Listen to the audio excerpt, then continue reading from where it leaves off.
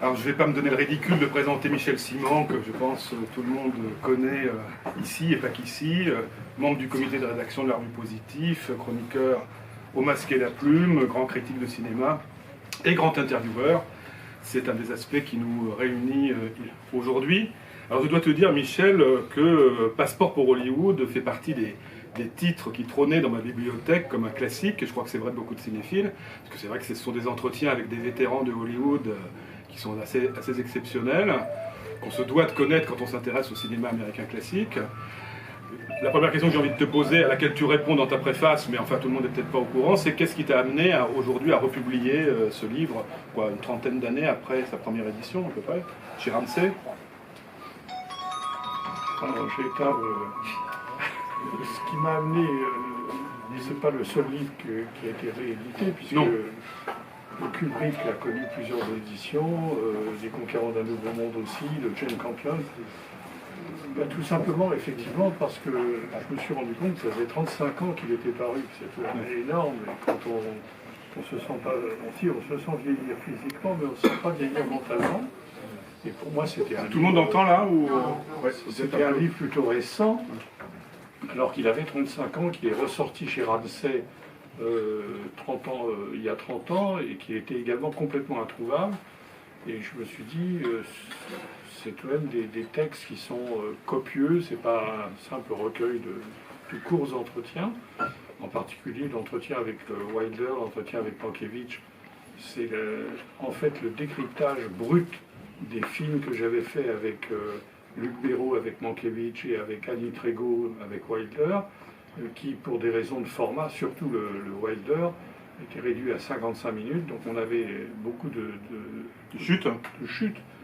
Donc c'était passionnant de retrouver tout cela, puisque j'avais la complicité de Wilder, que j'ai connue assez tardivement, à l'époque de La vie privée de Sherlock Holmes, grâce en particulier à Annie Trégo, qui avait été son assistante sur Ariane, Love in the Afternoon, quand elle sortait de l'IDEC en 1954, je crois. Elle devait avoir 19 ans ou 20 ans. Elle était stagiaire sur le film de Wilder, et elle était restée en contact avec Wilder. Et c'est elle qui avait finalement obtenu le feu vert de Wilder pour que tous les deux, on puisse faire un film sur lui, en allant à Los Angeles. Mankiewicz, c'est grâce à Kazan, parce que Kazan était admiré par Mankiewicz, qui avait toujours rêvé de faire du théâtre. Et pour lui, le théâtre, c'était l'art suprême. Et évidemment, il avait une très grande estime pour Kazan. Et ce que Kazan lui demandait, en général, il acceptait. Donc Mankiewicz avait toujours refusé d'être filmé. Et Kazan avait arraché un entretien avec Mankiewicz. Nous sommes allés dans le Connecticut filmer Mankiewicz avec Luc Béraud pour un film qui dure 2 heures. C'est pour ça que l'entretien est extrêmement long. Et d'ailleurs, ce qui m'intéresse comme petite anecdote, c'est que la femme de Mankiewicz m'avait appelé 3 semaines avant notre départ pour dire qu'elle souhaitait retarder le rendez-vous 3 mois plus tard parce que Mankiewicz avait des obligations. Et j'ai dit non, c'est pas possible, on a tout organisé, on ne peut pas retarder. Et on a fait l'entretien et quelques semaines plus tard, Mankiewicz a eu un cancer de la gorge, il n'aurait certainement pas pu faire ce film. Donc il faut toujours faire des choses quand on veut les faire, il ne faut jamais reporter au lendemain, comme l'adage le dit. Oui, d'autant plus qu'il y a un côté assez passionnant, c'est le fait que là ce sont, dans les 3 cas, que ce soit Mankiewicz, Wilder et Huston, des gens qui ont émergé à la réalisation, c'est la génération Preston Sturges, c'est-à-dire des gens qui sont passés à la réalisation au début des années 40, mais qui avaient été un peu des hommes à tout faire de Hollywood et qui s'étaient exercés dans le scénario, etc. Donc là, tu leur permets, tu es un historien aussi qui leur pose des questions sur une préhistoire de leur cinéma, dont ils n'avaient peut-être pas souvent eu l'occasion de parler à d'autres critiques. Oui, je pense que c'est ça qui fait que j'ai été attaché à des metteurs en scène, comme Kubrick par exemple, pour d'autres raisons, mais assez semblables. C'est que peut-être ils appréciaient de parler pas seulement de cinéma, mais à propos de cinéma, de parler de peinture, de philosophie, de politique, de littérature, etc. Donc c'était une vraie conversation. Et de leur début. Et de leur début, et de bien connaître leur œuvre aussi. Moi je me rappelle Stephen Frears à la Cinémathèque de Nice qui était invité, et on m'avait demandé d'assister Stephen Frears. Il y a un journaliste de Nice Matin, je ne sais pas quoi, qui a dit Monsieur Freer, j'ai vu aucun de vos films, et quel est celui que vous préférez? Voilà, alors évidemment, les metteurs en scène parfois commencent à en avoir un peu assez. Donc c'est pas difficile d'avoir leur confiance si justement ils savent qu'on a affaire à quelqu'un, et je ne suis pas le seul. D'ailleurs, dans mon cas, c'est le fait des revues spécialisées comme les Cahiers ou Positifs, c'est que les gens tout de même connaissent un peu le cinéma. Alors qu'est-ce qui serait, outre le fait que ce soit des cinéastes unis par un même élan générationnel, une sorte de nouvelle vague au sein de Hollywood des années 40, qu'est-ce qui les unirait selon toi, ces trois vétérans? Est-ce que c'est pas le fait aussi d'avoir, après avoir été porté au pinacle par la critique, d'avoir été un tout petit peu mis sur la touche, notamment par la critique française, sur le tard? Oui, c'est vrai. D'abord, tu l'as dit, c'est des gens qui ont commencé par être écrivains et qui sont dans la suite de Preston Sturges, c'est ce que tu disais. Preston Et de Lubitsch pour certains d'entre eux aussi. Oui, mais le premier scénariste qui est devenu metteur en scène à Hollywood, qui a imposé en disant je le ferai pour rien, mais je ferai mon premier film comme metteur en scène, parce que évidemment les magnats du patron de Hollywood, ils voulaient séparer les tâches pour pouvoir mieux contrôler les films. C'est-à-dire le scénariste n'assistait pas au tournage. Il fallait pouvoir scinder les occupations pour pouvoir mieux dominer. Et il ne voulait pas donner aux scénaristes trop de puissance. C'est Preston Sturges qui a ouvert la voie, très vite suivi par John Huston, qui était également un grand scénariste, et ensuite par Billy Wilder, et ensuite par Mankiewicz. Donc tout ça, ça s'est passé en 4-5 ans, c'était une révolution à Hollywood. Donc ils avaient cela en commun. C'était des gens d'abord qui parlent très bien, parce qu'ils connaissent c'est d'abord des écrivains de cinéma. C'était des écrivains, ils connaissent le langage, ils connaissent les mots, etc. Ils ont quelque chose de très structuré. Moi, ce qui m'a frappé que la première fois que j'ai rencontré Mankiewicz, c'est le premier entretien qu'on trouve dans le livre sur le limier, j'étais allé le voir pour l'Express, c'est que j'ai jamais connu un metteur en scène à l'époque qui était aussi fluide, on avait quasiment rien à retoucher, il parlait comme un livre. Il était dans une immense pièce, bibliothèque, il y avait des trophées, des faux trophées de All About Eve, le Sarah Siddon Awards qui était sur la cheminée, il y avait le portrait de son père, c'était comme une sorte de manoir gothique, il était assis dans un fauteuil avec sa pipe, et il parlait avec les yeux scintillants de brillants, les yeux étaient eux-mêmes brillants, et il parlait comme un livre et de façon absolument époustouflante. C'était vraiment une leçon de cinéma extraordinaire.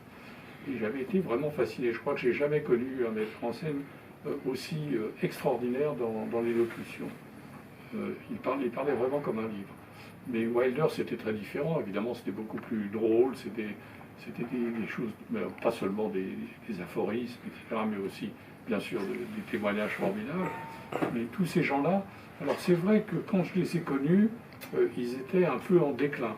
Ils étaient en déclin parce que la critique les avait un peu abandonnés. Wilder était très mal vu pour Sherlock Holmes, Avanti, ce sont des films qui ont été assez mal reçus. Je ne parle même pas de ceux avant qui avaient été très maltraités par les revues spécialisées, comme Kiss Me Stupid par exemple. On disait Monsieur Wilder ferait mieux de vendre des cartes postales à Pigalle. C'était dans Cinéma 60, je crois. De Pierre Billard. Non, ce n'est pas Pierre Billard. La revue de Pierre Billard. Il disait Monsieur Wilder ferait mieux de vendre des affiches porno à Pigalle. C'est plus son métier. Enfin, c'était vraiment terrible. Ça l'aurait peut-être amusé d'ailleurs. Bon, et encore plus aux États-Unis, parce que Wilder avait tout de même des défenseurs en France.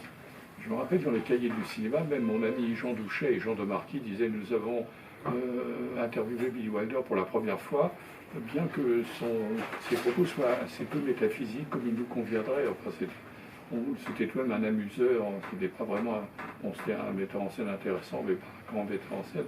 Donc Wilder était très apprécié à positif, mais il n'était pas très aimé de la critique cinéphile et de la critique même officielle. Je ne parle pas évidemment de sa grande période, certains l'aiment chaud et 7 ans de réflexion, même à la Garçonnière, qui ont été unanimement accueillis. Mais après, ça a été... Il avait eu des bides à Hollywood avec le Bouffon Chimère. Voilà, ça a été... Et puis surtout dans les années 60, où il était vraiment très, très mal accueilli. Et à Houston, alors là, le décrochage, il avait été quand même assez net.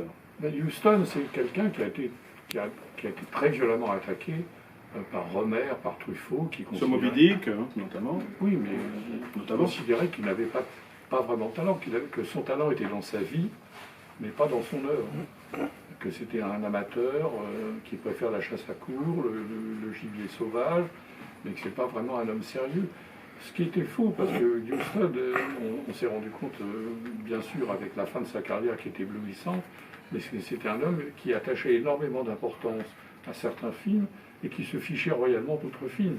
Il y a une anecdote très drôle, quand il tournait Phobia au Canada avec des tax shelters, où une journaliste avait été envoyée en première classe de Londres pour l'interviewer sur son nouveau film, et elle lui pose la question qu'il ne faut jamais poser, évidemment, quand on est journaliste. Monsieur Huston, quel est votre meilleur film? Et il a dit, oh, ma petite dame, c'est très compliqué à dire, il y a beaucoup de films de moi que j'aime beaucoup, mais par contre, le plus mauvais film que j'ai jamais tourné, c'est celui sur lequel vous voulez m'interviewer. Et alors, ça foutait par terre, évidemment, le plan de promotion de la compagnie qui avait décidé de payer un voyage et un hôtel de luxe à cette journaliste.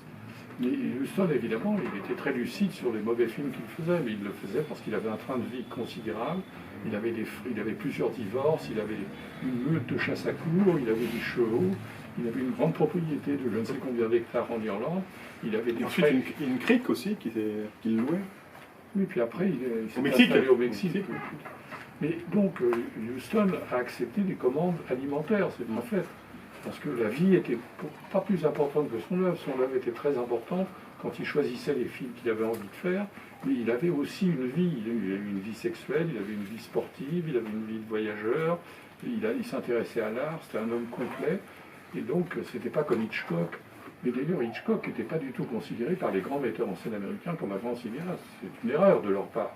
Mais je veux dire, Billy Wilder, ni Kazan, ni Billy Wilder, ni Mankiewicz n'ont jamais parlé de Hitchcock. Et Huston non plus. Pour eux, Hitchcock, c'était un faiseur. Pas un faiseur, mais c'est ce que disait Billy Wilder. Il disait, c'est un otorhinolaryngologiste. Moi, j'aime faire toutes sortes de médecine. Je change de genre tout le temps. Hitchcock, c'est un très grand otorhinolaryngologiste. Mais tu aimes aussi ces personnalités qui débordent le cinéma, qui débordent les limites du cinéma. C'est-à-dire, effectivement, comme tu dis, Billy Wilder te parle de la peinture, Huston te parle de sa crique au Mexique et de ses chasses à courre. Il y a ce côté bigger than life et bigger than cinéma qui te plaît, je pense.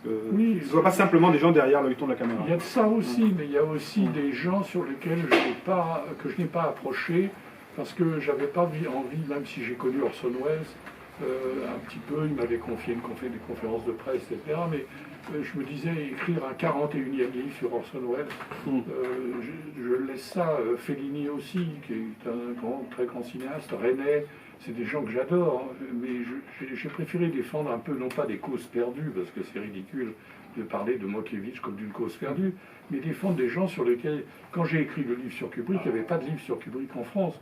Aujourd'hui, il y a 150 livres dans le monde sur Kubrick, ou 200 livres.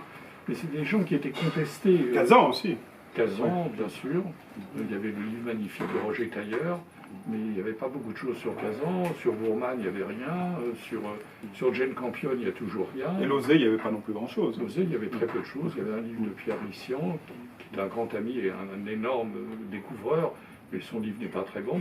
Il n'y avait pas un grand livre d'entretien avec Losey. Donc c'était plutôt, non pas prendre la défense de gens sous-estimés, c'est ridicule, mais au moins d'essayer de redresser un peu les torts de certains. D'être un peu un redresseur de tort, de défendre des choses qui... Et ça ne m'a pas quitté aujourd'hui aussi. Il y a des films aujourd'hui que je défends, Mordicus, qui ont été mal reçus. Par exemple, le dernier film, c'est le film qui était à Cannes l'année dernière, qui a été très mal reçu, qui s'appelle L'histoire de ma femme, de Illico Enedi, le film avec, comment il s'appelle Léa Seydoux, qui a été réhabilité quand il est sorti à Paris, où il y a eu vraiment des très bonnes critiques, et qui a fait la couverture de Positif. C'est un film que pour moi est très beau, magnifique, que peu de gens ont vu, mais qui a tout de même eu un meilleur accueil à Paris qu'à Cannes, où il a été complètement exécuté. Tu as dû boire du petit lait aussi, toi qui n'es pas forcément un fan inconditionnel de tout ce qu'a fait Jean-Luc Godard. Lorsque Billy Wilder te dit Jean-Luc Godard, il fait un peu n'importe quoi avec sa caméra. Oui, il n'y a pas que Billy Wilder. Oui. Mankiewicz aussi. Oui. Enfin, ce Billy Wilder, il y va carrément, quoi. Oui, oui. Parce qu'on peut d'ailleurs lire ce passage. Parce que Billy Wilder, par exemple, adorait Clouseau, et quand il faisait l'entretien avec De Marquis et Douchet, il disait que Clouseau c'est formidable. Évidemment, les autres grinçaient des dents, parce que Clouseau c'était très mauvais cinéaste, mais médiocre cinéaste que la Nouvelle Vague détestait. Alors que Clouseau a fait des très grands films. René Clément aussi a fait de très grands films. La Nouvelle Vague aussi a fait de très grands films. Alors Lubitsch reprochait évidemment à Godard d'avoir dit qu'il pouvait faire Bonnie and Clyde sans scénario. Voilà des gens qui, si on leur donne un échafaudage et un plafond, pensent qu'ils peuvent faire mieux que Michel-Ange, qui a mis 3 ans. Mais ces vieux jeux, petits bourgeois, ils vous donneront des tas de raisons de cette sorte. Pour moi, la seule raison est qu'ils sont paresseux, parce que c'est amusant d'avoir des acteurs et une caméra, alors qu'il est très ennuyeux et fatigant de préparer le film. Il faut suer sang et eau quand on écrit son scénario devant sa machine à écrire. Bon, c'est un peu de mauvaise foi, parce que je ne crois pas qu'on puisse dire que Godard ne prépare pas ses films. Puis de toute façon, ce sont des conceptions du cinéma complètement différentes. Godard a fait de très bons films, et Billy Wilder aussi, mais c'est... Par ailleurs, il défend Truffaut et Chabrol dans le même entretien. Oui, oui, bien sûr. Mais il était plus près du classicisme de Chabrol et de Truffaut. Puis surtout Chabrol, qui lui, n'a jamais tapé. Chabrol n'a jamais fait de polémique avec Clouseau ou avec Clément. Ou... Il a fait des films à la Clouseau et à la Duvivier, donc il aurait été bien malvenu de le faire. Est-ce que c'était pas parfois un peu frustrant, pour le critique que tu es, parce qu'on sent que tu as envie quand même de pointer des obsessions, des motifs récurrents, des images dans le tapis, et à chaque fois, enfin très souvent en tout cas, Billy Wilder, ou un peu moins Mankiewicz, mais Huston, te disent, même Polanski n'en parlant pas, te disent oh là là, mais ça c'est pour la revue Positif, moi j'ai pas à m'en mêler. Enfin, ce refus de l'analyse et ce refus de l'exégèse, qui est une constante chez les cinéastes de l'âge classique, est-ce que c'était pas un peu frustrant pour toi de te heurter à chaque fois à ce... Non, parce que je respecte ça. Je pense que Mankiewicz, que tu as raison de séparer Mankiewicz, qui était très conscient. Plus intellectuel. Plus intellectuel. Mais aussi, c'est une tradition à Hollywood de ne pas paraître un intellectuel vis-à-vis des producteurs, etc. De même que Billy Wilder, quand il était très touché, que j'aime beaucoup ces films qui étaient des échecs, mais en même temps, il disait, il n'y a pas de raison que je sois fier quand j'ai des succès et que j'incrimine le public quand j'ai un échec. Si le public ne vient pas, donc il donnait raison quasiment au public. Parce que c'était une sorte de pacte avec les producteurs qu'on ne se plaint pas. C'est le box-office qui dit. Mais en fait, je suis certain qu'au fond d'eux-mêmes, et surtout avec le recul, ils savaient qu'ils avaient fait de très beaux films, que Sherlock Holmes était un film magnifique. Je pense que Billy Wilder le savait. Par exemple, Wilder ne défend pas tellement Le Gouffre aux Chimères, qui est un de ses plus beaux films, bien sûr, et qui n'a pas marché pour une raison bien simple, c'est qu'il attaquait la presse. Bien sûr. Il ne faut jamais faire. Je pense que Wilder, c'est à demi. C'est pas qu'il n'est pas sincère ou qu'il est hypocrite, mais que c'était assimilé par lui que c'est malhonnête de se plaindre du public ou de la critique quand on est fier du public et de la critique quand on a fait un film et qu'ils ont aimé. Et pourquoi d'un seul coup ils deviendraient crétins parce qu'ils n'ont pas aimé un film que moi j'aime, donc on le passe sous silence, on n'en parle pas. Oui, mais il y a aussi par exemple chez quelqu'un comme Polanski, que tu interviews à l'époque du Bal des Vampires par exemple, et de Pirates, une manière de botter en touche. Chaque fois qu'il y a une question un peu de fond, il botte en touche de manière ironique. Oui. Parce qu'il n'a pas envie d'être pris au piège d'un discours critique. Bien sûr. Et Polanski est dans la tradition américaine. Je veux dire, il a très peu travaillé à Hollywood, mais en fait, toute son éducation, c'était le cinéma anglais et le cinéma américain. Et d'ailleurs, il était assez hostile à la nouvelle vague. C'est assez amusant d'ailleurs, parce que je relisais l'entretien sur Rosemary's Baby, et où on lui posait une question, il dit « Oh, votre question est très alambiquée, Positif est en train de devenir les cahiers du cinéma. » C'est drôle. Et il y a quelqu'un aussi, je ne sais plus si c'est Wilder ou Mankiewicz, qui te dit j'ai envie de faire un livre sur vous et de vous poser des questions. Et tu te dis oh, ça se vendrait pas beaucoup. mais ce que je trouve assez remarquable, bon, j'ai beaucoup d'admiration pour Serge Danet, mais Serge Danet avait une tendance dans ses émissions de radio, je pense notamment à ses interviews nombreuses de Romer, à enfermer un peu le cinéaste qu'il interviewait dans un discours, à lui dire vous avez fait ci, vous avez fait ça, moi je pense que, et Romer à la fin disait oui, vous avez sans doute raison. Alors toi c'est tout le contraire, c'est-à-dire que tu ouvres énormément le champ des possibles, tu mets quelques cailloux blancs, et puis tu laisses le cinéaste exprimer sa respiration sans du tout le forcer à dire ce que tu as envie de l'entendre dire. C'est très rare chez les journalistes français, à mon avis. Merci. Je n'ai pas grand-chose à ajouter. Bon, j'ai le droit de te faire des compliments de temps en temps. Et ce qui m'a aussi beaucoup frappé, voilà, et ça peut-être que c'est un aspect technique sur lequel tu auras envie de revenir, c'est le côté décousu dans le bon sens du terme. C'est-à-dire que très souvent, les entretiens qu'on lit dans la presse de cinéma ou autre sont organisés selon une composition thématique. C'est-à-dire qu'on retranscrit l'entretien et puis on les organise un peu par thème, de manière à leur donner une cohérence. Tu le fais un peu, mais pas trop. Et ça garde le naturel de la conversation. C'est plus des conversations que des entretiens. C'est vrai. C'est vrai, parce que en général, je manipule pas, parce que c'est intéressant de voir comment le cinéaste lui-même fait des connexions. Et si on chamboule complètement la chronologie, la chronologie, c'est-à-dire la transcription exacte de ce qu'ils ont dit, eh ben, on ne voit pas l'articulation de leur pensée d'un thème à l'autre. C'est aussi une manière de faire entendre leur voix, qui peut être la voix de Mankiewicz, dit beaucoup de son style. Bien sûr, mais Mankiewicz parle comme ses personnages. C'est ça. C'est des autoportraits. Je veux dire, c'est Laurence Olivier, c'est Michael Caine, c'est Rex Harrison. Et le travail de traduction et de transcription, c'est toi qui l'as fait à chaque fois ? Oui. En faisant une remise en forme conséquente ? Oui, en supprimant des redites, des choses comme ça, mais en essayant de garder exactement le verbe. Et tu leur as fait relire ? Non. Non. Il n'y a que Kubrick qui exigeait de relire les entretiens. Parce qu'il a été trahi tellement de fois, et comme il était hyper sérieux dans ses propos, il ne voulait pas être trahi. Et je crois qu'il avait totalement raison. Parce que moi, j'ai lu un jour un entretien avec Kazan qui n'a jamais été fait. J'ai demandé à Kazan, est-ce que vous avez fait cet entretien avec un journaliste suisse qui ne l'a pas fait. Il a dû piquer des trucs un peu partout. Il avait promis à ses patrons d'avoir un entretien avec Kazan. Et voilà un entretien qui était entièrement fabriqué. Et Kubrick ne voulait pas ça, donc il demandait à relire.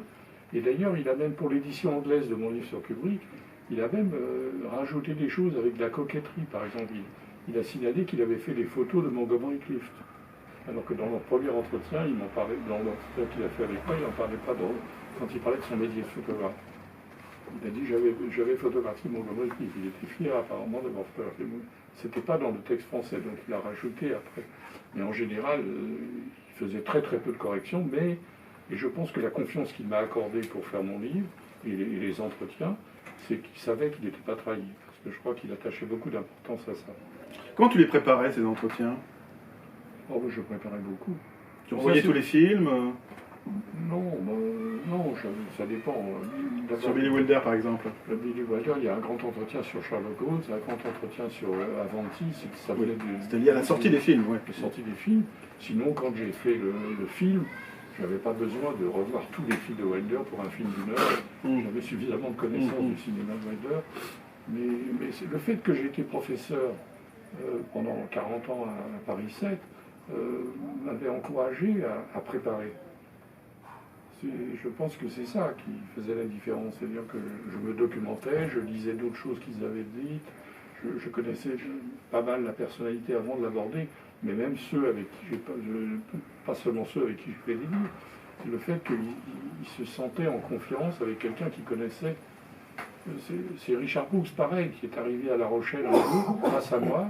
Je lui ai recommandé de venir à La Rochelle pour un hommage. On est allé le chercher à l'aéroport.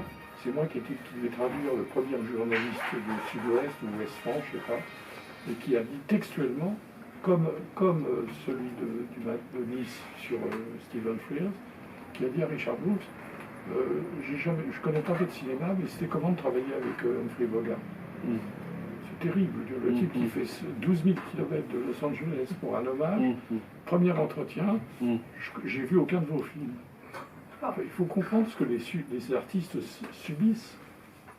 Il y a aussi de très grands journalistes, je ne veux pas du tout critiquer la presse, il y a de très très bons intervieweurs et de très bons critiques. Mais il y a aussi des gens absolument incompétents et qui arrivent, qui font des chiens écrasés, qui font... à La Rochelle, ils ont, je sais pas, les bateaux de plaisance, un article, le lendemain c'est Richard Brooks. Ils ne sont pas obligés d'avoir vu les films de Brooks, évidemment, mais c'est un peu gênant. Mais les questions, tu les préparais. Ah oui, bien sûr. Mais c'est assez fascinant l'exercice de l'entretien, parce qu'il y a toujours, il y a cette chose qui m'avait beaucoup frappé la première fois que j'avais lu le livre, que te dit Mankiewicz, où je trouve ça génial, vraiment, quand il dit chacun d'entre nous, que ce soit Nixon faisant un discours au Congrès ou vous en train de vous raser le matin, écrit un scénario pour la journée. Vous, par exemple, vous imaginiez comment l'après-midi allait se passer, à quoi ressemblerait cette grange, comment je serais, etc. Mais la vie n'est pas un scénario, et le dialogue n'est pas réel. Le dialogue réaliste, là, n'existe pas, nous sommes tous des acteurs, et nous jouons tous à des jeux. Donc, il y a un glissement qui se fait, je pense, entre le moment où on prépare les questions et ce qui se passe quand on a le cinéaste en face de soi. Bien sûr, il y a toujours des surprises. Mais le fait de préparer met en confiance le metteur en scène. Ça le rend plus libre, soit pour vous contredire, soit pour ajouter quelque chose, soit pour lui tracer une piste qu'il n'aurait peut-être pas prise. Mais c'est le travail de préparation. Moi, en tant qu'étudiant, j'avais souffert beaucoup. C'était la vieille Sorbonne et mon séjour 1 an aux États-Unis quand j'ai étudié et enseigné au collège d'Amherst, qui est un des meilleurs collèges américains, très célèbre aux États-Unis, c'était de voir le type d'enseignement qui se faisait dans les années, au début des années 60, qui était d'une extraordinaire liberté. C'est-à-dire qu'on était une quinzaine d'étudiants autour d'une table dans le jardin d'un professeur, le plus grand spécialiste de Shakespeare en Amérique ou le plus grand spécialiste des relations internationales. Sa femme venait nous servir un thé, etc. Et pendant 2 heures, on discutait dans des travaux, alors qu'à l'université à Paris, à l'époque, avant mai 68, c'était 500 personnes dans un amphithéâtre. Écoutez, Jean Val. Avec un prof qui lisait. Je disais, mais il a qu'à me donner son polycopier. Puisqu'il me lit intégralement pendant 2 heures. C'est d'un ennui mortel. Il n'y a aucune improvisation. Il me lit son texte, qu'il a qu'à... Je n'ai pas besoin de le lire, il le met dans ma boîte aux lettres et puis je le lis. Et en tant qu'enseignant, je n'ai jamais lu un seul cours à Paris 7 où j'ai enseigné. Je ne dis pas que je n'avais pas des notes, je ne dis pas que je n'avais pas préparé, mais j'enseignais sans lire le cours, parce que ça donne une souplesse et une liberté beaucoup plus grande. Moi qui ai enseigné aux États-Unis, je peux témoigner de ce contraste. Tu as quand même connu un grand improvisateur qui a justement été intronisé par l'école de mai 68, c'est Gilles Deleuze. Qui était mon professeur. Que j'avais 9 heures par semaine à Louis le Grand, en classe de philosophie. D'ailleurs, j'ai eu le prix de philosophie par Gilles Deleuze, à la fin de l'année. Donc, j'en suis pas plus. Quelles étaient tes discussions avec Gilles Deleuze Le cinéma. Cinéma. J'écrivais pas dans Positif, mais déjà à l'époque... Non, j'écrivais pas dans Positif. Mais il était passionné de cinéma, il lisait Positif, il connaissait Benayoun, il adorait Jerry Lewis. On déjeunait parfois au Balzar. Et Deleuze était passionné de cinéma. Après, il a arrêté d'aller au cinéma pour écrire tous ses livres extraordinaires. Et il est revenu au cinéma, où je lui ai rendu service en lui prêtant des numéros, des bouquins, parce qu'il n'avait pas la documentation, quand il a écrit ses 2 ouvrages sur l'espace-temps et l'espace... L'image-temps et l'image-mouvement, pour les éditions de Minuit, où il s'est remis à aller au cinéma pour écrire sur le cinéma. Mais pendant une dizaine d'années, quand il est devenu très célèbre, il avait tellement une production abondante qu'il n'allait plus au cinéma. Alors, quel lien faire, ou pas faire d'ailleurs, entre ces 3 vétérans dont on vient de parler, qui sont des cinéastes un peu transfuges, deux cinéastes issus de l'Amitel Europa, qui se retrouvent à travailler à Hollywood, et puis un cinéaste comme John Huston, qui va aller tourner dans le monde entier, qui va tout faire pour échapper à Hollywood, en fait, pour aller tourner aux confins. Et puis Polanski, Forman, Wenders, qui ont évidemment une toute autre histoire, qui appartiennent à une autre époque. C'était ça, l'idée c'était de confronter des vétérans, mais qui sont tout de même dans un rapport qui n'est pas d'adhésion à Hollywood, même s'ils ont profité surtout Wilder et Mankiewicz, qui ont connu une très grande gloire, mais Huston aussi a été très apprécié, surtout au début de carrière à Hollywood. C'était de voir ces 3 grands cinéastes classiques, et puis 3 jeunes cinéastes à l'époque, Forman, Wenders et Polanski, qui ont un rapport aussi ambivalent vis-à-vis de Hollywood, à la fois d'attraction et en même temps conscient des limites. Enfin, Miloš Forman a cette Je ne sais plus si c'est dans l'entretien.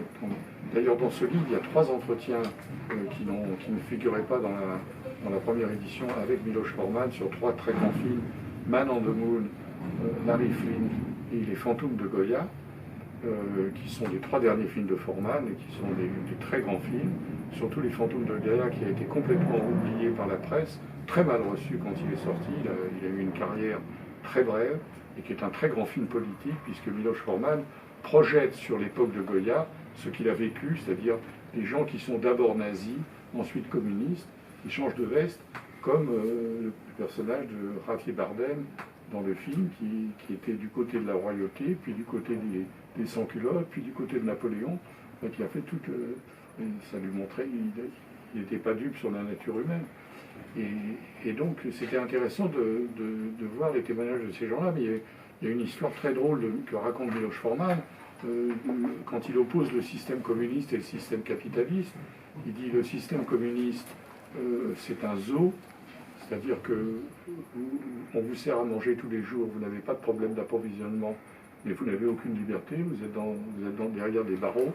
Le système capitaliste, c'est une jungle où les gros mangent les petits. Il dit, je préfère tout de même encore le risque de la jungle plutôt que le risque de la prison. Voilà. Mais c'est une pensée très très profonde sur les différents systèmes. Konchalovsky, sur lequel j'ai fait un livre, il a vu au début, c'était merveilleux à Hollywood, et ensuite, quand il était avec Sylvester Stallone, il a vu ce que c'était, et quand il est rentré en Russie, après la fin de l'Union soviétique, il a pu travailler beaucoup plus librement qu'à la fin de sa carrière aux États-Unis.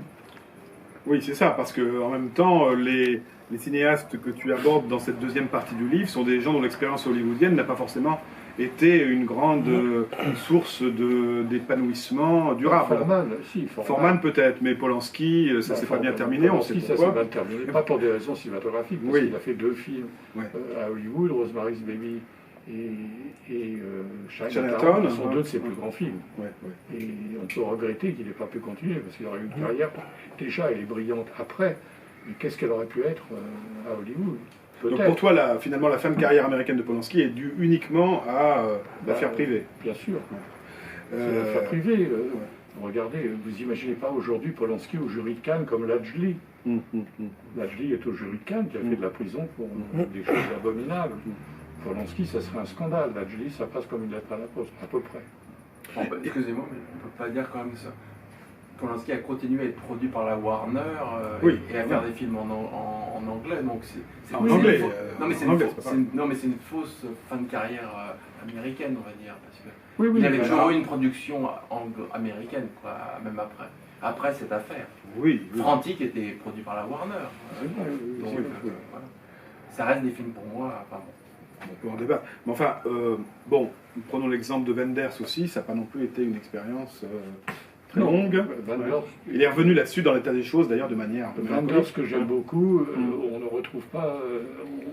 on a des films américains que j'aime beaucoup, mais c'est vrai que la deuxième partie de la carrière de Wenders, je ne parle pas de ses documentaires qui sont souvent très remarquables, mais ces films de fiction qu'il a fait en Amérique, à part Don't Come Knocking, les films de fiction qu'il a fait en Amérique ou les films de fiction qu'il a fait en Europe ne sont pas, avec toute l'estime, l'amitié que j'ai pour Wenders, qui est un immense cinéaste, ne sont pas du niveau de ce qu'il a fait dans les années 70. 80. Et en même temps, ce qui t'intéresse, toi, quand tu vas interviewer Wenders, c'est aussi son rapport à l'Amérique. Bien sûr. C'est d'abord son rapport à l'Amérique. Absolument, parce que là, il a beaucoup de choses à dire.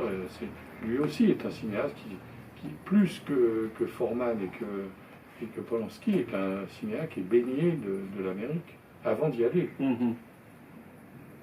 C'est-à-dire qu'il y a toujours chez les cinéastes dont tu parles dans ce livre, ce rapport à la fois de fascination, de critique, d'ironie et d'une certaine désillusion aussi vis-à-vis de l'Amérique. Il me semble que c'est un peu ce qui les relie. Oui, mais je crois que toute personne qui a travaillé aux États-Unis a un rapport ambivalent vis-à-vis de l'Amérique, mais en même temps, tous reconnaissent l'extraordinaire. Malheureusement, Agnès Jaoui, récemment, qui est devenue la présidente de la Cinémathèque de Toulouse, a dit que Netflix reconduisait l'horreur du cinéma des studios hollywoodiens qui dominaient les artistes, etc. C'est absurde. Je veux dire, c'est quand on pense au nombre de chefs-d'œuvre et de génies que Hollywood a nourris, plus qu'aucun autre pays, il n'y a que le cinéma français qui se compare en richesse. Le cinéma américain, c'est des chefs-d'œuvre des centaines de chefs-d'œuvre qui ont été faits dans un système effectivement contraignant, mais qui a tout de même vu la naissance de 50 génies, de Ford à Minelli, de Preminger à Hitchcock, enfin, on peut tous les citer, c'est extraordinaire. Donc c'est vraiment ne rien connaître du cinéma, de jeter d'anathème sur le système hollywoodien. Mais ce que je veux dire aussi, c'est est-ce qu'on pourrait faire, ça m'a frappé là en allant suivre la rétrospective Hawks à la Cinémathèque, est-ce qu'on pourrait faire on en a parlé déjà d'ailleurs en Freecord, est-ce qu'on pourrait faire une différence entre des cinéastes purs américains comme Walsh et Hawks, hein, et des cinéastes qui ont un regard européen sur l'Amérique? Est-ce que ça fait sens pour toi? Bien sûr, bien sûr. Les cinéastes européens ont apporté une critique de l'Amérique, et c'est le cas de Mankiewicz, c'est le cas de Wilder, c'est le cas d'autres.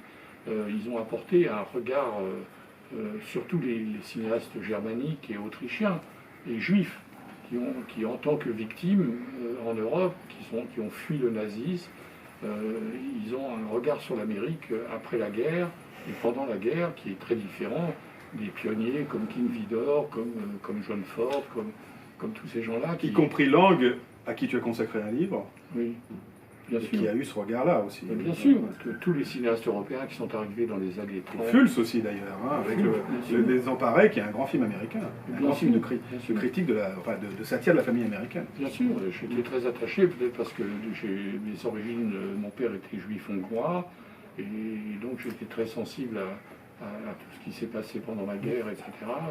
Et donc, ils ont été aussi contre l'URSS. Il n'y a qu'à voir ce qui se passe aujourd'hui.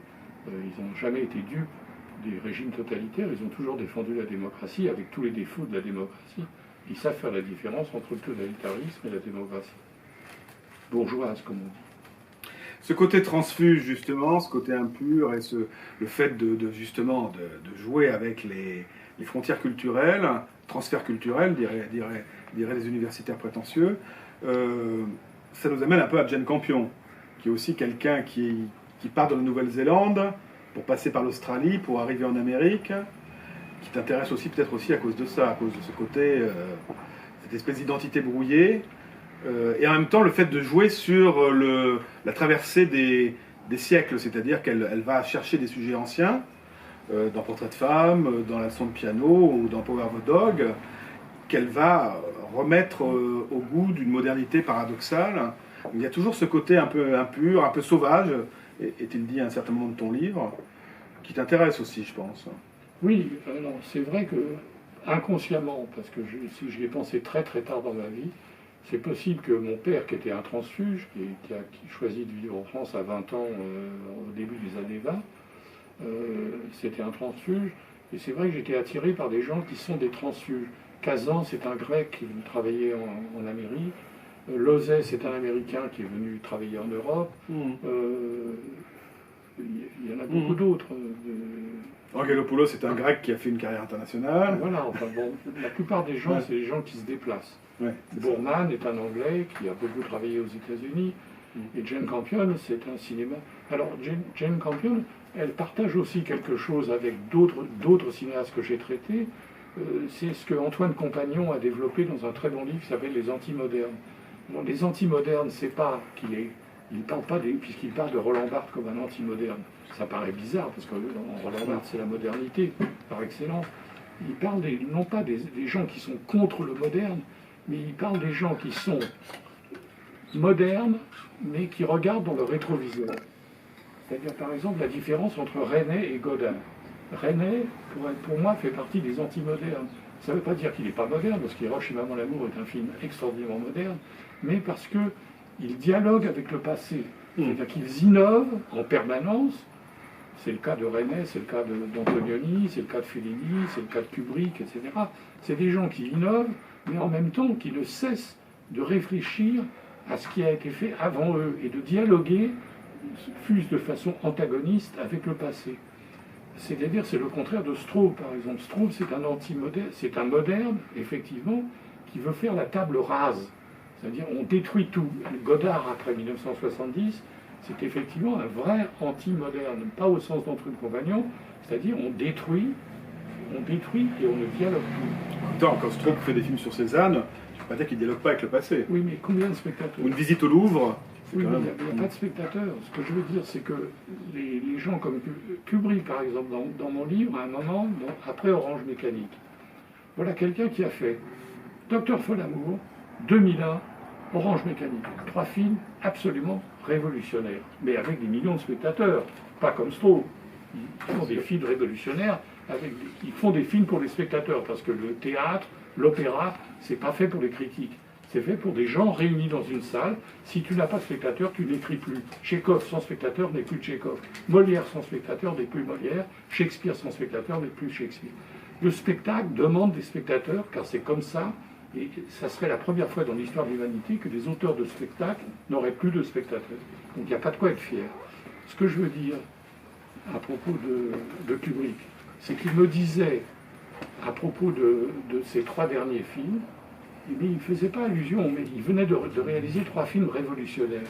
Il allait faire maintenant Barry Lyndon, Shining, Full Metal Jacket. Ne parlons pas du dernier film qui pose des questions spéciales. Voilà 3 films, Barry Lyndon, Full Metal Jacket et Shining, qui sont des films de genre et qui dialoguent avec le genre. Shining avec le film d'horreur, Barry Lyndon avec le film en costume, Full Metal Jacket avec le film de guerre. Or, qu'est-ce qu'il me disait à ce moment-là? Il parlait évidemment de la critique américaine à New York, qui considérait que Sleep de Warhol, il ne citait pas Warhol, mais un homme qui dort en boucle pendant 6 heures, 20 minutes, répété pendant 6 heures, que Warhol lui-même n'a pas vu en entier, et que la critique américaine considérait comme un chef-d'œuvre absolu de l'art contemporain. Parce que c'est un film qui révolutionnait le cinéma et qui détruisait tout ce qui était fait jusque-là, comme les films de Kubrick qu'ils ont assassinés. Barry Lyndon, horreur absolue. Toute la critique américaine à New York a démoli le film, comme ils ont démoli ensuite Shining. Donc ils détestaient Kubrick, mais Warhol était un génie. Bon, et Kubrick disait, il ne parlait pas de Warhol, mais il devait y penser, il disait, le problème n'est pas d'être original, c'est d'être intéressant. Vous êtes original, d'accord, mais est-ce que c'est intéressant? Sleep de Warhol n'est pas intéressant. Il n'y a que la critique qui trouve ça intéressant. Personne ne trouve ça. On en parle dans les journaux, on fait des analyses de 30 pages dans les revues spécialisées. Mais qui regarde Sleep? Personne. Donc Kubrick avait compris, et c'est intéressant qu'il m'ait dit ça entre Orange Mécanique et Barry Lyndon, parce qu'il allait amorcer un tournant où il pensait que peut-être la nouveauté pour la nouveauté, c'était peut-être pas seulement, il faut se reconnecter avec le public. Même s'il avait eu le public pour Orange Mécanique et 2001 et Folamour. Mais il commençait à réfléchir sur la nécessité de revenir aux sources et de faire des films de genre qui sont en dialogue avec ce qui a été fait avant, tout en faisant des choses qui n'ont jamais été faites. Oui, et puis je pense que, enfin on en a déjà parlé de ta leçon de cinéma à Nevers, c'est que tu n'as cessé de chercher des propositions alternatives à la nouvelle vague. C'est-à-dire qu'il ne soit pas la déconstruction du récit, mais la reconstruction du récit selon d'autres modalités. Oui, mais est-ce que la nouvelle vague n'a pas fait ça? Est-ce que Rohmer, c'est pas... Oui, c'est pour ça que le positif a toujours défendu Rohmer. Nous avons défendu Chabrol aussi. Mais vous n'avez jamais défendu Rivette, par exemple. Non, on n'a pas défendu Rivette. Et on a défendu Chabrol pour ses bons films, parce qu'il a fait des mauvais films, comme il le disait lui-même. On a défendu Truffaut pour certains de ses films, pas pour tous. On a défendu Rohmer régulièrement. Donc la nouvelle vague, c'est un phénomène extrêmement protéiforme, qui n'est pas ce que je ne mettrai pas dans la catégorie de la destruction. Parfois la déconstruction, avec Godard et Rivette. Oui, bien sûr. Je dis la nouvelle vague n'est pas homogène. Bien, absolument, oui. Mais tu as été attentif à des propositions autres que celle-là, effectivement, comme celle de René, Plutarch, Greenaway, etc. Et tu as cherché une modernité qui ne soit pas réductible au dogme nouvelle vague. Absolument. Est-ce qu'il y a, alors une question... Oui, on va poser la... Mais dernière question qui me brûle les lèvres. Est-ce qu'il y a des cinéastes que tu regrettes amèrement, ou pas amèrement d'ailleurs, de ne pas avoir interviewé? Bien sûr.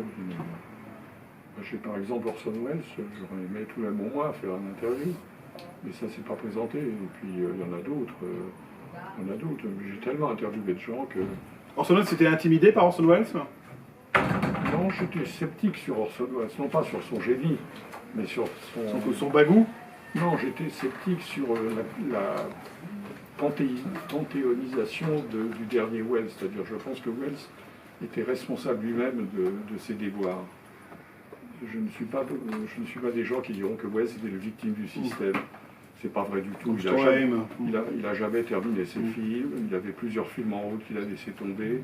Il faisait tout par presque autodestruction. C'est comme Cimino, je veux dire. C'est des questions que tu aurais pu lui poser, justement. Oui, c'est difficile à poser. C'est comme Cimino, je veux dire, Cimino, c'est une plaisanterie. Quand il a fait un film aussi nul que Le Sicilien, il est seul responsable de son film. Il a eu tout l'argent qu'il voulait, il a fait une merde absolument nulle, en disant du mal du chef-d'œuvre. C'est un pléonasme. En disant du chef-d'œuvre de Rosi Salvatore Giuliano, que c'était vraiment pas très intéressant, alors qu'il a fait un remake de Salvatore Giuliano, qui est un film nullissime, et même La Maison des Otages n'est pas un grand film. Je veux dire, il a fait deux très grands films, Le Voyageur de l'Enfer et puis évidemment La Porte du Paradis. Mais Cimino n'est pas la victime de Hollywood. Quand on ouvre le champagne pour 1000 personnes, parce qu'on a 2 mois de dépassement sur le tournage de La Porte du Paradis, je trouve normal que les producteurs soient furieux. Le cinéma, pourquoi Huston a continué à faire des films, même avec des échecs énormes?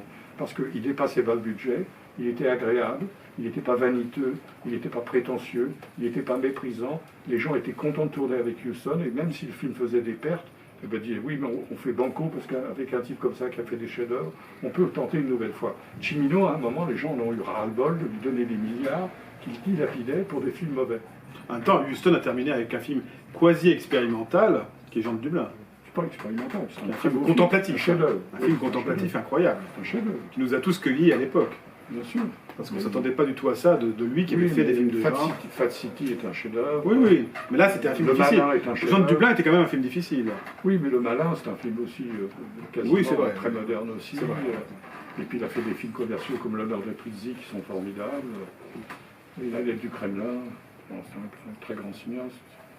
Des questions, s'il vous plaît, si vous en avez. Je sais que vous en avez beaucoup. Marc. J'en ai une en écoutant Michel, que je connais un petit peu. J'ai envie de lui poser une question sur l'histoire. Vas-y. Sur l'histoire, c'est-à-dire que, à mon avis, moi je ne ferais pas les choses comme toi, parce que je viens d'une autre génération. J'ai l'impression que tu lisses l'histoire du cinéma américain. Non, mais c'est pas une critique, c'est ce que tu fais, je crois. Pas du tout, j'ai dit à quel point la génération des émigrés a changé le cinéma américain. Oui, ça, on est d'accord. Et à quel point Tim Burton... Non, mais quand tu dis... Pardon, excuse-moi. Je termine, alors on n'a pas parlé de ça.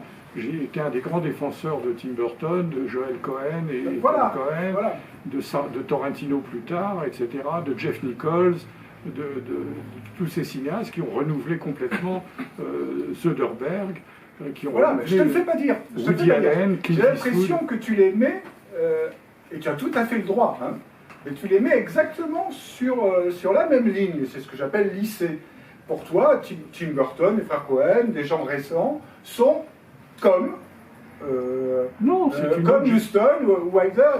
Alors que pour ceux qui viennent après toi dans l'amour du cinéma, je pense qu'on fait on a peut-être tort, hein, mais il y a quand même une relative différence. Il y a une sensation d'historicité, alors que toi, on a vraiment l'impression que finalement c'est un autre chapitre. Et c'est pas du tout, c'est un autre chapitre, mais complètement écrit différemment. Ah. Mais bien sûr, c'est une continuation, parce que les Paul Thomas Anderson, les Joel Cohen, etc., ils ont renouvelé totalement le cinéma américain, mais en même temps, ils connaissent parfaitement ce qui est venu avant. Ils ont une conscience historique. Donc je ne vois pas pourquoi moi je nierais cette conscience historique qu'ils ont eux-mêmes, mais à aucun moment, j'ai parlé de la génération européenne, des Juifs d'Europe centrale qui sont arrivés dans les années 30 et surtout dans les années 40. J'ai parlé des pionniers, les Vidor, les Ford, donc j'ai aucune intention de lissage. Je dis simplement que ce sont des générations différentes, avec des valeurs différentes, mais ce sont tous des anti-modernes, dans la mesure où ils sont modernes, en tenant compte des acquis, des acquis du classicisme. Ils sont très conscients. Tarantino, par exemple, c'est aussi un cinéma qui est bâti, quand il fait les westerns, d'ailleurs il parle de Sergio Leone, qui de certaine façon qui a été méprisé en France longtemps, mais Sergio Leone, lui aussi, il est très connaisseur du cinéma. Moi je me rappelle avoir déjeuné avec Sergio Leone à Cinecittà. Il était interviewé, il m'a dit, avant qu'on déjeune ensemble, parce qu'il avait bien aimé un article que j'avais écrit sur Il était une fois dans l'Ouest, dans Positif.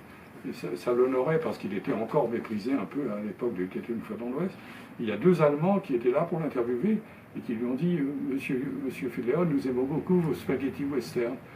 Et je déteste cette expression spaghetti western parce que je connais plus de choses sur les uniformes de l'armée américaine, je connais plus de choses sur les armes à feu de l'Ouest, etc., que la plupart des cinéastes américains. Donc je connais très bien le passé de l'Amérique. Et quand M. Kubrick fait Spartacus, est-ce que vous parlez de hamburger épique?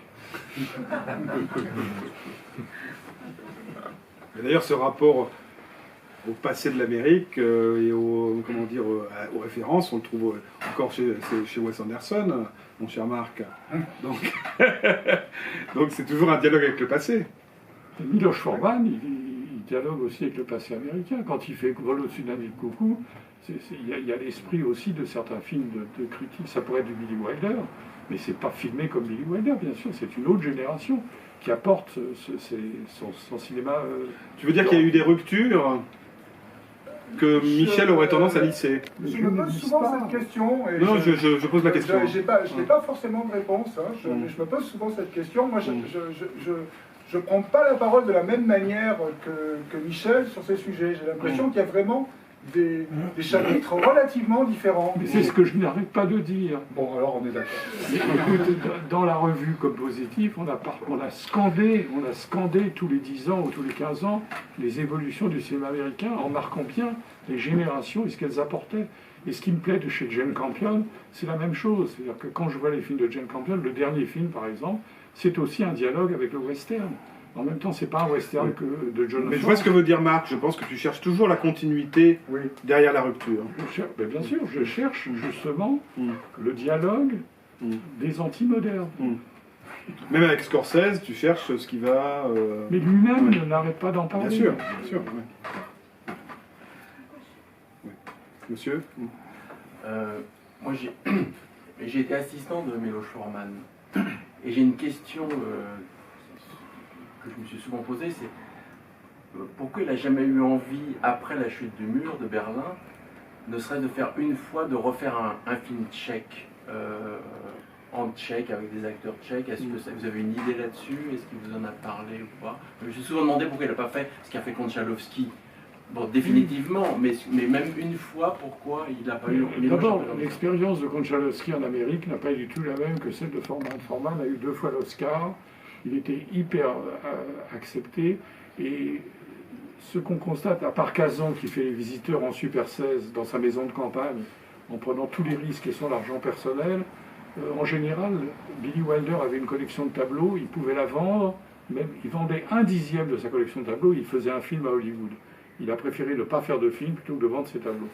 Donc quand un metteur en scène est habitué au budget énorme qu'a eu Forman pour tous ses films, au prestige, aux Oscars, etc., et qu'il est à un certain âge de confort, pas seulement intellectuel, mais de confort surtout financier, aller retourner faire l'as de pique en Tchécoslovaquie n'avait pas pour lui tellement de sens. Je crois que c'était une autre époque de sa vie. Alors que Konchalovsky, c'est complètement différent. Il a fait des bides et il a souffert sous Sylvester Stallone, et l'URSS s'est écroulée. Il pouvait revenir en Russie et faire des films avec les fameux apparatchiks qui lui donnaient de l'argent pour faire des films en toute liberté, pour aller à Cannes ou à Venise. Donc c'est complètement différent comme situation. Konchalovsky n'était pas du tout dans la même situation politique, je dirais, que Forman. Mais j'en ai jamais parlé avec lui, mais je crois que je ne lui posais pas la question parce que ça me semblait évident qu'il voulait continuer à tourner en Amérique. Je suis assez d'accord avec vous. C'est sur quel film vous étiez? Sur Valmont. Sur Valmont. Mais je pense qu'en effet, il s'était habitué peut-être un peu trop à un certain confort, à l'américaine. Oui, mais ces films américains sont magnifiques. Oui. Il a eu des déboires, il a eu des films mutilés, il y a eu des films qui n'ont pas pu se faire. Il a souffert aussi en Amérique. Il préférait tenter sa chance encore, espérer encore, que de retourner tourner un film en noir et blanc à Prague. Est-ce que tu t'es intéressé, excuse-moi, je fais une parenthèse, est-ce que tu t'es intéressé aussi, je pense, aux cinéastes français qui ont travaillé à Hollywood, comme Louis Malle, par exemple? Oui, bien sûr. Ou Jacques Demy. Hein. Demy, moins, parce que je ne suis pas emballé par ces films. Mais sur Louis Malle, tu l'as interviewé là-dessus? Louis Malle, oui, il aurait pu figurer dans... Ouais. J'adore 42e rue, Vania 42e rue, j'adore Atlantic City, j'étais au jury à Venise quand on lui a donné le Lion d'Or pour Atlantic City. Et Louis Malle était aussi un cinéaste qui était un peu tombé dans l'oubli et qui a raté très des défendu films, par Positif. Hein. Très défendu, qui a raté des films et qui a fait aussi des films magnifiques et qui a été démoli systématiquement par une certaine tendance de la critique française. Madame. Merci beaucoup, c'était fascinant. J'ai une question par rapport aux acteurs. J'ai l'impression que vous avez vraiment le big picture du Hollywood cinéma et en même temps vous avez tellement d'anecdotes de tout ce que vous avez vécu. Je voulais savoir si, in your opinion, il y a des acteurs américains qui veulent faire des films avec des réalisateurs French, mais il n'y en a pas tant que ça par rapport à des opposites, par rapport aux French actors qui vont faire des... Je ne sais pas si c'est assez clair. Oui, mais d'abord, les Américains parlent très peu les langues étrangères. Donc les acteurs, il faudrait qu'ils trouvent des rôles où ils puissent parler en français, ou des rôles d'Américains en France qui baragouinent quelques mots de français. Ça, c'est compliqué. Et puis je crois que les acteurs américains aiment le cinéma français comme cinéphile, comme spectateur, mais que tout de même, l'Amérique, c'est immense par rapport à la France du point de vue. Un film américain est vu par des centaines de millions de gens, un film français en Amérique est vu par quelques milliers de gens. Donc pour vous, c'est le barrage de la langue? Je ne crois pas que c'est de l'hostilité à l'égard du cinéma français, c'est simplement que l'acteur est tout de même souvent narcissique et il a envie d'être vu par des millions de gens. Et le cinéma américain, ça vous assure, c'est comme le fait de venir travailler en Amérique, c'est que vos films sont vus par le monde entier. Il n'y a pas tellement d'exemples d'ailleurs. Il y a des actrices, des acteurs anglais. Quels sont les acteurs américains qui ont travaillé en France? Il n'y en a pas tellement. Non. Ça c'est rare. D'autres questions? Comment? Alors que souvent, justement, quand ils sont interviewés, ils disent « Ah, j'adore tel réalisateur, s'il m'appelle, je viens. » Bon, ça... Monsieur? Sur Eyes Wide Shut, quand vous disiez que pour vous c'est un film à part, qu'il était en dialogue, pour vous il est en dialogue avec quel... Alors oui, j'ai une théorie sur Eyes Wide Shut, c'est que Kubrick a fait toute sa vie des films de genre, des westerns, des films de guerre, des films fantastiques, des films de science-fiction. Eyes Wide Shut, il a fait son premier film européen. Il a fait son premier film d'auteur. C'est son premier film d'auteur, signé Stanley Kubrick. Jusqu'à maintenant, il se cachait derrière les gens. Et là, il a fait un film comme Max Ophuls comme Bergman. Comme Ingmar Bergman. Il a fait un film d'auteur qui est un genre en soi. Pour les Américains, par exemple, il y a un genre que nous ne connaissons pas, qui est le film d'auteur. C'est en général un film européen. Fellini, Bergman, et je crois que Kubrick a voulu faire un film d'auteur. Qu'on puisse le comparer à Ophuls ou à Bergman sur le coup. Un film sur le couple qu'aurait pu le faire Ophuls et Bergman. C'est une hypothèse. Hein. Je pense que c'est même peut-être pas venu dans sa tête. Mais c'est un film inclassable, qui n'appartient pas à un genre, sauf le genre d'auteur. Et c'est pas proche de un peu Lauzet, M. Klein, quelque chose, c'est un peu... Comment? Est-ce que ça ne rejoindra pas M. Klein de Lauzet? Non, mais Lauzet a fait des films européens dès qu'il est à... Lauzet, en fait, a eu une chance, c'est d'être sur la liste noire. C'est une chance exceptionnelle pour lui, parce que s'il n'avait pas été sur la liste noire, il aurait fait de très bons films, de série B, américains, peut-être toute sa vie.